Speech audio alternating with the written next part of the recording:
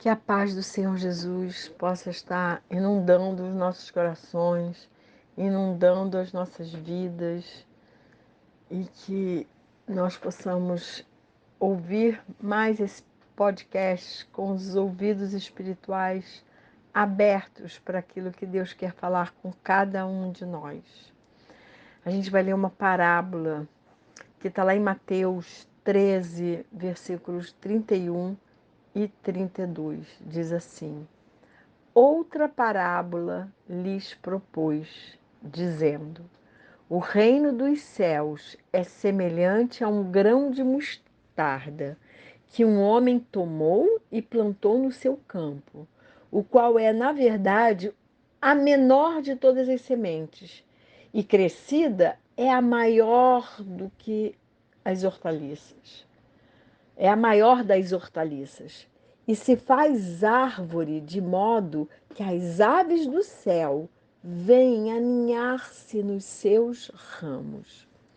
Nessa parábola, Jesus nos ensina que as coisas de Deus podem parecer pequenas aos olhos do mundo, mas produzem grandes resultados. Certamente, o reino dos céus, nesse momento da história, parecia insignificante em comparação com a poderosa Roma, com o reinado de Roma que dominava o mundo naquela época. Mas sabemos que o reino de Deus é infinitamente maior do que qualquer reino humano. Todos os reinos foram abalados e caíram. Babilônia, Medo-Pérsia, do Egito, o grego, o Império Romano, tudo caiu, mas o reino de Deus é inabalável e eterno. Na Galileia, a planta da mostarda pode crescer a uma altura de 3 metros. A imagem de uma árvore com ninhos de passarinho nos seus galhos me faz lembrar o texto lá de Ezequiel 17. Porque Ezequiel 17, versículo 23 diz assim: No monte alto de Israel o plantarei, e produzirá ramos, dará frutos, e se fará cedro excelente. Debaixo dele habitarão animais de toda sorte, e à sombra dos seus ramos se aninharão aves de toda espécie. E no Ezequiel mesmo, capítulo 31, verso 6, diz assim: Todas as aves do céu se aninhavam nos seus ramos, todos os animais do campo geravam debaixo dos seus galhos, e todos os grandes povos se assentavam à sua sombra. Essas passagens mostram que os pássaros representam as nações dos gentios, que somos nós. Gentio é quem não é judeu. Então, esses pássaros representam as nações gentílicas, encontrando refúgio no Messias e alegrando-se na bênção da nova aliança.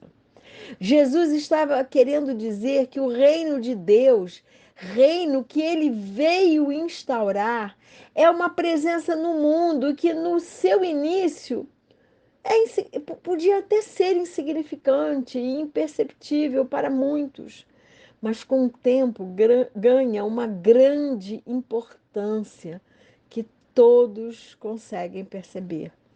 Os homens conseguem perceber que no reino de Deus podem encontrar abrigo, conseguem perceber que é um reino diferente de todos os outros reinos desse mundo. O judeu queria colocar Jesus como rei de Israel e ele dizia: Não, eu não sou, o meu reino não é desse mundo. Ele falou isso muitas vezes. Mas todos queriam colocar Jesus como um rei político, e ele dizia: Não, eu vim instaurar um outro tipo de reino. O sonho de todos os reis era de estender o seu domínio sobre todas as nações. A gente vê isso na história. Mas não são os reinos humanos que têm a totalidade do universo. É o reino de Deus que se torna definitivo, absoluto e eterno. É o reino de Deus que se estende por todas as nações. Jesus está nos mostrando que o início é pequenino e insignificante, como o grão de mostarda, que é o menor dos grãos, mas que se tornará o maior e o mais poderoso de todos os reinos. Inclusive, Jesus até ensina em relação ao grão de mostarda sobre a fé. Ele diz que basta nós termos uma fé como o grão de mostarda, que essa fé vai crescendo a cada dia mais e mais. E sabe por que ela vai crescendo? Porque nós vamos escutando a palavra de Deus. Porque a fé vem pelo ouvir e ouvir a palavra de Deus. E quanto mais a gente escuta a palavra de Deus, quanto mais a gente lê a palavra de Deus e medita nela, mais a nossa fé vai aumentando e aumentando e aumentando. É lindo isso. Mas ela começou pequenininha. Ela começou um grãozinho pequeno. E aí ele compara o grão de mostarda à fé, e nessa parábola ele compara o grão de mostarda ao reino dos céus, que começa pequenininho, mas que vai alcançar todas as nações.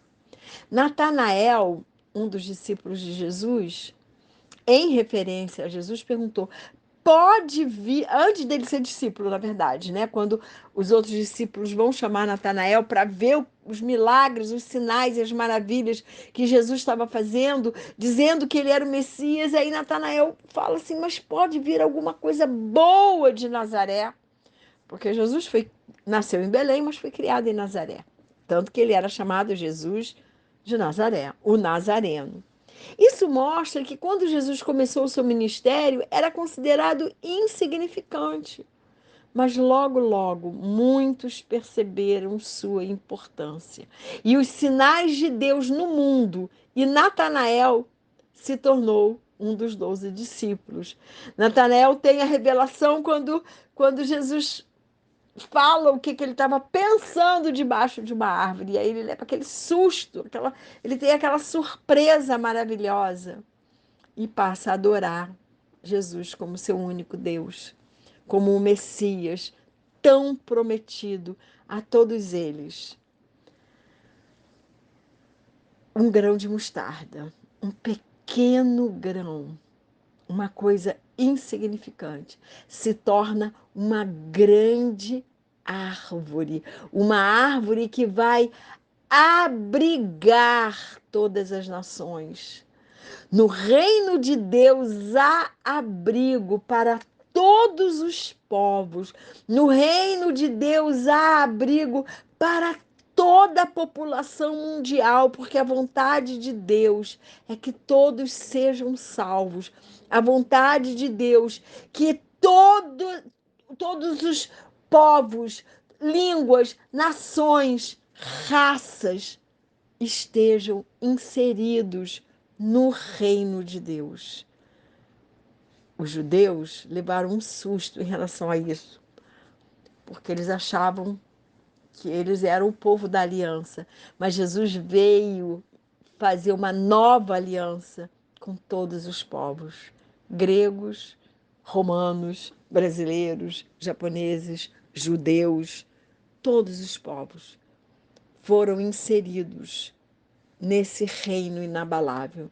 Mas para isso nós temos que estar em Jesus, para isso nós temos que aceitar esse Senhor Jesus maravilhoso como nosso único e suficiente Senhor e Salvador. Então, minha oração por mim e por você é que possamos perceber que aquilo que é pequeno e aparentemente insignificante, quando é abençoado por Deus, tem um impacto absoluto e definitivo. Minha oração por mim e por você é que possamos entender que nos ramos, nos galhos do reino de Deus tem abrigo para que todos se acheguem a Ele, e que nos ramos do reino dos céus há abrigo para todos os povos, línguas, nações, raças. Há uma sombra maravilhosa que nós podemos nos achegar e sentir conforto. Minha oração por mim e por você é que possamos fazer parte do povo que se abriga nos ramos do reino inabalável e eterno de Deus. E que o Senhor nos abençoe e nos guarde, que o Senhor faça resplandecer o seu rosto sobre nós e que o Senhor tenha misericórdia de nós. Que sobre nós o Senhor levante o seu rosto e nos dê a paz.